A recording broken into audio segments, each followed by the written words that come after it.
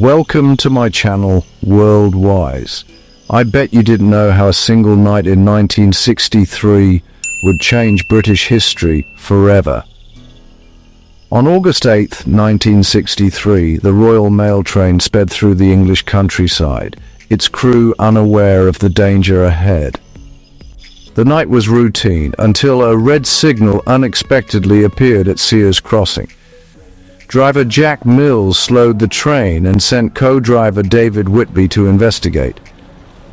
Whitby found the trackside phone dead. The wires had been cut. Suddenly, masked figures emerged from the darkness. The gang swiftly overpowered Whitby and stormed the locomotive. Jack Mills was struck on the head, a brutal act that would haunt him for life. The robbers took control of the train, executing the first phase of their plan. The up special, loaded with cash, was now at their mercy. The countryside, chosen for its isolation, became the stage for a crime that would shock Britain. The crew, caught off guard, had no chance to resist. The gang's precision and speed left the train helpless. The trap was perfectly set, and the robbers were just getting started. The night's silence was shattered by the audacity of their actions. The infamous Great Train Robbery had begun. The train, once a symbol of routine, was now the centerpiece of a legendary heist. The world would soon know what happened that night. Bruce Reynolds, the mastermind, was no ordinary criminal. He assembled a team of specialists, each chosen for their unique skills. Buster Edwards, Gordon Goody, and others brought expertise in everything from disabling signals to handling cash. Months of planning went into the operation. They studied train schedules, mapped escape routes, and selected Bridego Bridge as the perfect ambush spot. Leatherslade Farm was rented as a hideout, stocked with supplies for a week. The plan: rob the train, hide out, split the money, and vanish. The gang even recruited a retired train driver to help move the train. Reynolds ran the operation like a military campaign, demanding discipline and precision. The team believed they were making history, not just committing a crime. Their confidence was high, but small mistakes would soon unravel their perfect plan. The stage was set for one of Britain's most notorious heists. The legend of the Great Train Robbery was about to be written. The gang's secret weapon was an insider, a postal worker known only as the Ulsterman. He revealed that, after the August bank holiday, the train would carry an unusually large sum of cash. Old banknotes from Scotland were being sent to London for destruction, making this run especially lucrative.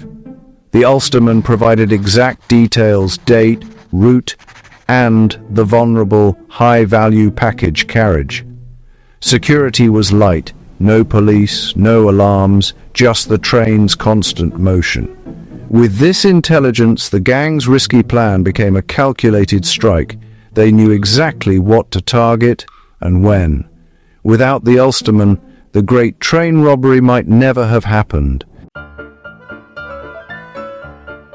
The second carriage, the high-value package coach, was the prize.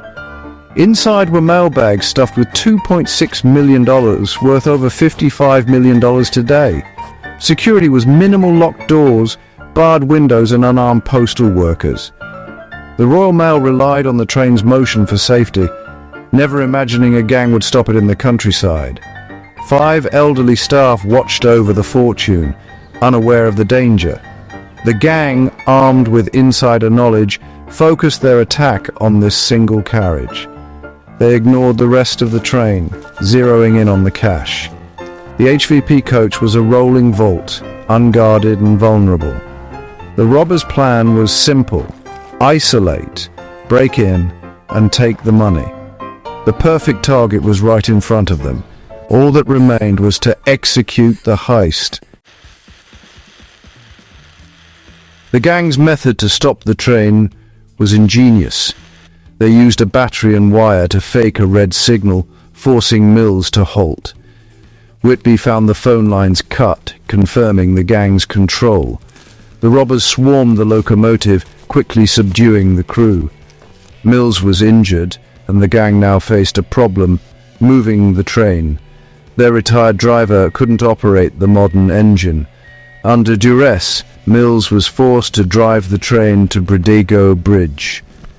The gang's timeline was slipping, but they managed to position the train perfectly. Below, their vehicles waited for the loot. The plan's success came at a cost. Mills had seen their faces. The violence used would turn public opinion against them. The seeds of their downfall were sown even as the heist unfolded. With the train in place, the gang smashed into the HVP carriage. The postal workers, terrified, offered no resistance. The robbers formed a human chain, passing 128 heavy mail bags down to the waiting truck. The operation was swift, about 20 minutes of organized chaos. Guards watched for police as the cash piled up. The gang ordered the staff to stay put for 30 minutes, buying time for their escape. They uncoupled the front carriages to delay pursuit. Then they vanished into the night, heading for Leatherslade Farm. The heist was a stunning success. 2.6 million stolen, the crew left shaken. For now, the robbers had disappeared without a trace. But their triumph would soon unravel. At Leatherslade Farm, the gang celebrated, playing Monopoly with real cash.